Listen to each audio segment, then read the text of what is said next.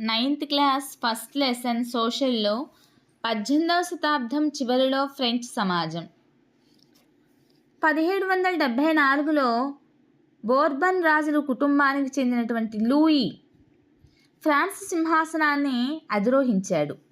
అతని వయస్సు 20 సంవత్సరాలు. అతను ఆస్ట్రియా రాజకుమారి మేరీ ఆంటోనేట్ను వివాహం చేసుకున్నాడు.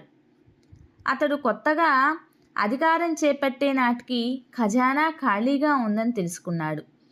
సుదీర్ఘకాలం యుద్ధాలు కొనసాగటం కారణంగా ఫ్రాన్స్ ఆర్థిక వనరులు తరిగిపోయాయి. దీనికి తోడు వెర్సైల్స్లోని అతిపెద్ద రాజభవన నిర్వహణ ఖర్చు భారీగా ఉండేది. లూయి పాలనలోని ఫ్రాన్స్ తమ ఉమ్మడి శత్రువైనటువంటి బ్రిటన్ నుండి అమెరికాలోని 13 వలస ప్రాంతాలు స్వాతంత్రం పొందడంలో సహాయం చేసింది. అప్పటికే ఉన్న 2 బిలియన్ లివర్స్ రుణానికి యుద్ధం మరో బిలియన్ లివర్స్ రుణాన్ని జోడించింది. ప్రభుత్వానికి అప్పు ఇచ్చిన రుణదాతలు ఇప్పుడు రుణాలపై 10% వడ్డీలు వసూలు చేయడం ప్రారంభించారు. కాబట్టి ఫ్రెంచ్ ప్రభుత్వం తన బడ్జెట్లో అధిక శాతం వడ్డీ చెల్లింపులకి ఖర్చు చేయవలసి వచ్చింది. సైన్య నిర్వహణ, న్యాయ వ్యవస్థ, ప్రభుత్వ కార్యాలయాలు, విశ్వవిద్యాలయాలు వంటి వాటికి అయ్యే ఖర్చుల కోసం ప్రభుత్వానికి పన్నుల పెంచకం తప్పింది కాదు. అయితే ఆ చర్య కూడా సరిపోలేదు. 18వ శతాబ్దంలో ఫ్రెంచ్ సమాజం 3 ఎస్టేట్లుగా విభజింపబడి 3వ ఎస్టేట్ ప్రజలు మాత్రమే పన్ను చెల్లించేవారు.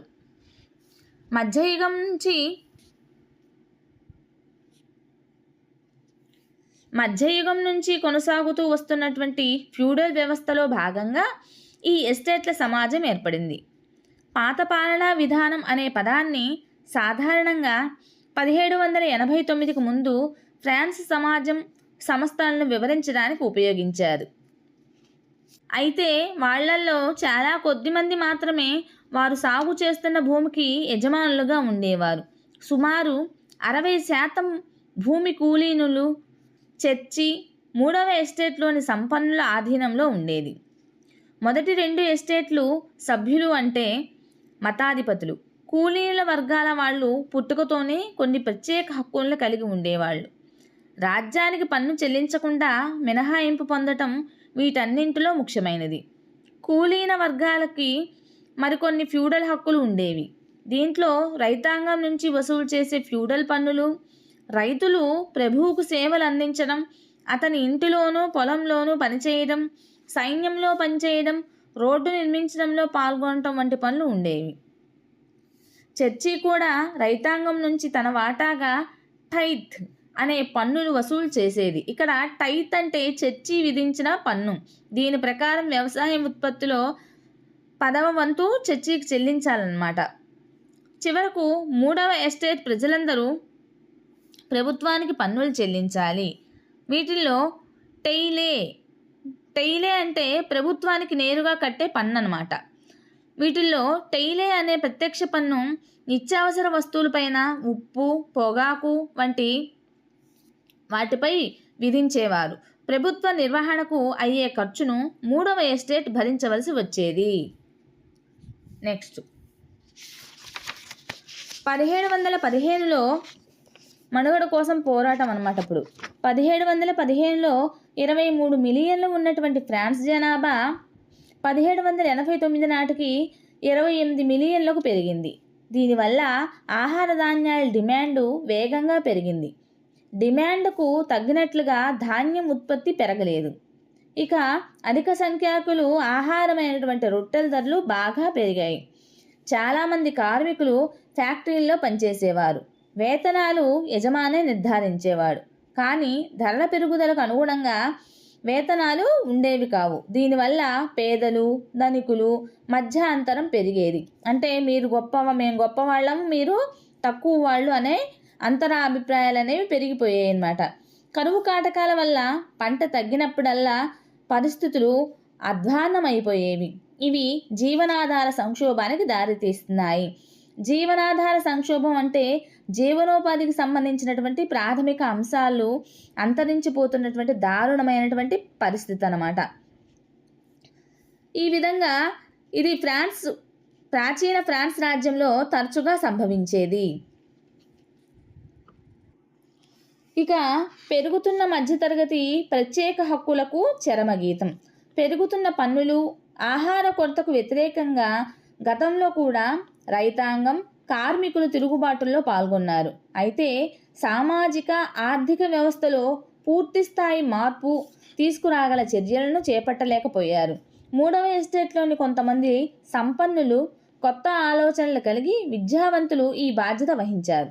18వ శతాబ్దంలో మధ్యతరగతిగా వ్యవహరించబడే సామాజిక వర్గాలు ఏర్పడ్డాయి. పెరుగుతున్న విదేశీ వాణిజ్య పెరగడం, అలానే ఉన్ని, పట్టు వస్త్రాల తయారీ వంటి వాటి ద్వారా వీళ్ళు సంపన్నులయ్యారు. ఈ వస్తువులను ఎగుమతి చేసేవారు లేదా వీటిని ఉన్నత వర్గాలు కొనేవారు. మూడవ ఎస్టేట్ల వ్యాపారస్తులు వస్తు ఉత్పత్తిదారులతో పాటు కాకుండా న్యాయవాదులు, పాలనా నిర్వహణాధికారులు, వృత్తి నిపుణులు కూడా ఉండేవాళ్ళు. వీళ్ళందరూ విద్యావంతులు.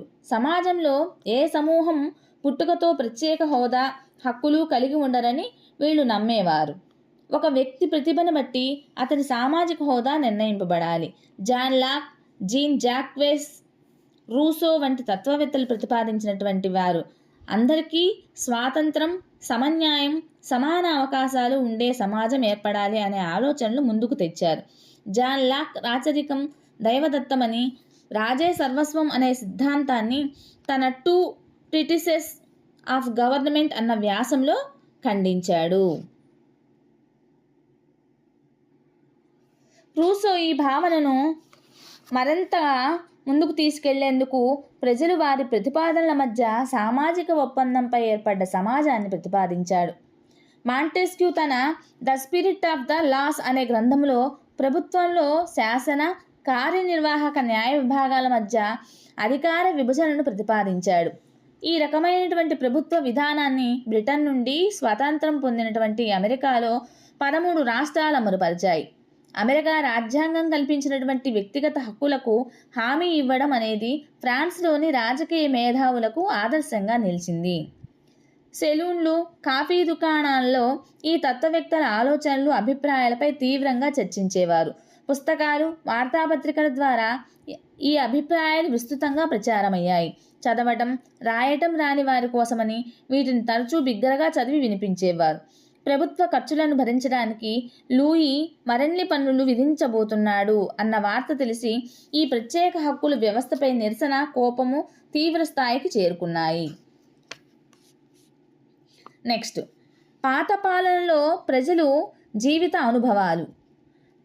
విప్లవ రాజకీయాల్లో క్రియాశీలకుడుగా మారినటువంటి జార్జ్ డాంటన్ 1793లో తన విద్యాభ్యాసాన్ని అప్పుడే ముగించిన కాలం నాటి పరిస్థితులను గుర్తు చేసుకుంటూ ఒక స్నేహితునికి ఇలా రాశాడు. నేను ప్లేసిస్లోని రెసిడెన్షియల్ కాలేజీలో చదువుకున్నాను. అక్కడ నేను ప్రముఖ వ్యక్తుల సహవాసంలో ఉన్నాను. నా విద్యాభ్యాసం ముగిసే నాటికి నా వద్ద ఏమీ లేదు. నేను ఉద్యోగం కోసం వెతకడం ప్రారంభించాను. ప్యారిస్లోని న్యాయస్థానంలో ఉద్యోగం పొందటం అసాధ్యం. నేను పుట్టుకతోనే కూలీని కాను. కానీ నాకు సంరక్షకుడు లేనందున సైన్యంలో ఉద్యోగం సంపాదించే అవకాశం లేదు. చర్చి కూడా నాకు ఆశ్రమం ఇవ్వలేదు. నా దగ్గర సౌలు లేకపోవడంతో ఆఫీస్ కొనలేకపోయాను. నా పాత స్నేహితులు నన్ను విడిచిపెట్టేశారు. మన ప్రతిభ ఏ రంగానికి ఉపయోగపడని విద్యను ఈ వ్యవస్థ అందించింది. ఆర్థర్ యంగ్ అనే ఒక ఆంగ్లేయుడు 1787 నుంచి 1789 సంవత్సరాల్లో ఫ్రాన్స్ గుండా ప్రయాణిస్తూ తన ప్రయాణం గురించి వివరణాత్మకంగా వర్ణించాడు. తరచుగా అతను చూసినటువంటి వాటి గురించి వ్యాఖ్యానించాడు. అతడు తన బానిసల పట్ల చులకనగా వ్యవహరిస్తూ వారిచే సేవ చేయించుకోవాలని, వారు తమ కోసం ఎదురు చూస్తూ ఉండాలని ఆశించేవాడు.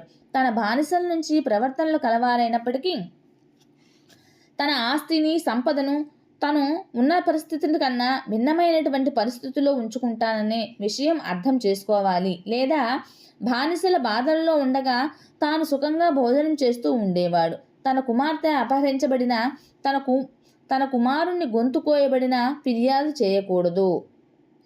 ఇక కింద కృత్యాల కింద యంగ్ ఇక్కడ మనకు ఇచ్చే సందేశం ఏమిటి? ఆయన బానిసలు అని ఎవరన్నారు? ఆయన ఎవరిని విమర్శించాడు? 1787లో ఆయన పసిగట్టినటువంటి ప్రమాదాలు ఏమిటి? సో టీచర్స్ 9th క్లాస్లో ఫస్ట్ లెసన్ 18వ శతాబ్దం చివరిలో ఫ్రెంచ్ సమాజం ఈ యొక్క పాఠ్యభాగం అయిపోయిందండి. నెక్స్ట్ వీడియోలో సెకండ్ లెసన్ అప్లోడ్ చేస్తాను. సో టీచర్స్ మీకు కనుక ఈ వీడియో నచ్చినట్లయితే ప్లీజ్ లైక్ చేయండి, షేర్ చేయండి, సబ్స్క్రైబ్ చేయండి, అలానే సపోర్ట్ చేయండి.